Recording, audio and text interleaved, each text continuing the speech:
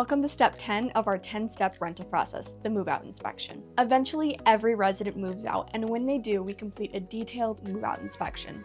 It's full documentation, just like the rentable condition and pre-move-in inspection we did at the start. So we have a clear before and after record of your property. From there, we handle two things. First is the security deposit disposition, which we process according to the law, comparing the move-in condition against our baseline documentation so everything is settled fairly.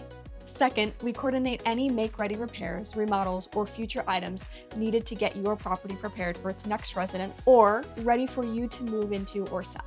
If you're renting again, we pick right back up at step 3, bringing the property to rentable condition, and the cycle continues. And that's our 10-step rental process. Every property we manage follows these same steps. We don't skip steps, we don't cut corners, and we don't drift from what works. Because it isn't just about placing a resident or collecting rent, it's about protecting your property, maximizing its performance, and giving you peace of mind throughout the ownership, no guesswork, just a proven process. If you're looking for a property management partner who cares about your property the way we would love to talk. Reach out anytime, and we will start at step 1, scheduling a time to preview your property.